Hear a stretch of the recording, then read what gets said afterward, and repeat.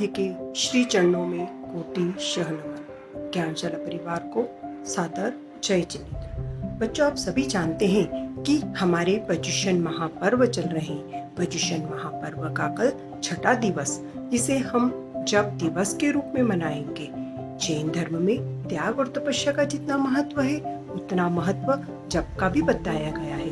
बच्चों, आप अभी बहुत छोटे हैं, त्याग तपस्या तो नहीं कर सकते हैं, किंतु जप तो आप आसानी से कर सकते हैं। जप करने के लिए कोई समय व स्थान निश्चित नहीं होता है। जप तो किसी भी समय पर और कभी भी किया जा सकता है। जैन धर्म में जप के भी अनेक विधान बताए गए हैं, किंतु उसमें नमस्कार महामंत्र का जप सबसे अधिक लाभदायी बताया गया है कि उसमें पंच परमेष्टि के गुणों का जाप किया जाता है।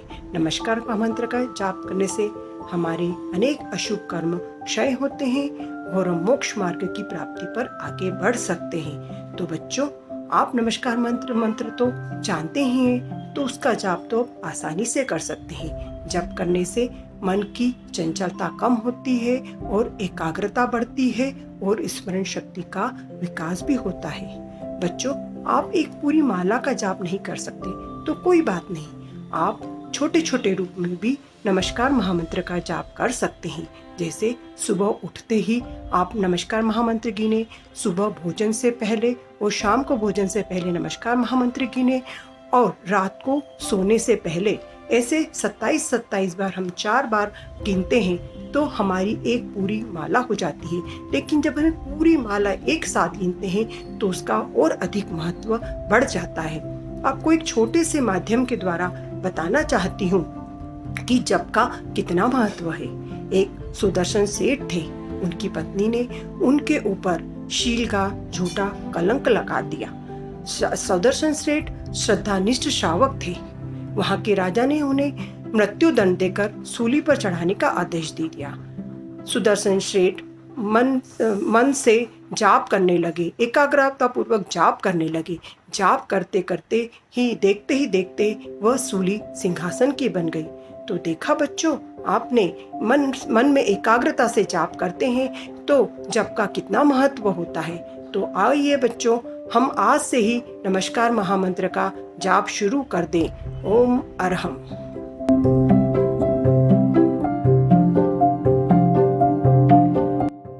जय जिनेन्द्र। बच्चों, जाप पे मैं एक कहानी सुना रही हूँ। जाप का हमारे जीवन में बहुत महत्व है। कुणाल का सेठ विजय दत्त बहुत अच्छे से अपनी जिंदगी जी रहा था। विजय दत्त के पुत्र का नाम पुष्पसेन था। पुष्पसेन माता पिता का बहुत आज्ञाकारी पुत्र था। वह बचपन से ही नौकार मंत्र का जाप करता था। बड़ा होकर वह पिता के व्यापार में लग गया। एक बार व्यापार के लिए समुद्री यात्रा करनी पड़ी। वह घर से रवाना हो रहा था तब माँ ने कहा, बेटा, नौकार मंत्र की एक माला रोज फेरना, कभी कोई कठिनाई नहीं आएगी। कभी कोई कठिनाई आएगी तो वह हल हो जाएगी। वह रवाना हुआ। आज का दिन पहरा साफ रहेगा, यह बात मौसम विभाग ने कही, पर अचानक से तूफान आ गया। जहाज का संतुलन बिगड़ने लगा। सब प्रयत्न किए, वह सब बेकार हो गए। सब यात्री व्याकुल हो गए। तब पुष्पसेन ने सबको धीरज बंधाया और कहा, वह से मौत नहीं टलेगी, आओ हम सब मिलके जाप करें। वह सब जाप करने लगे और जाप करते करने में इतने लीन हो गए कि उनकी जहाज कब किनारे लग गया कुछ पता नहीं चला। सब आश्चर्य से देखने लगे। इतने में सफेद वस्त्रधारी एक व्यक्ति जहाज में प्रकट होता है। वह व्यक्ति पुष्पसेन को बधाई देता है। पुष्पसेन पूछता है, किस बात की बधाई? तो उसने कहा कि तुमने ही सबकी जान बचाई है, तुम्हारे कारण सबने जाप किया, नहीं तो आज मौत निश्चित थी। उसने इस तूफान का कारण जानना चाहा तो उस सफेद वस्त्रधारी व्यक्ति ने बताया कि समुद्र में पानी के नीचे महोरक जाति का शक्तिशाली देव अपनी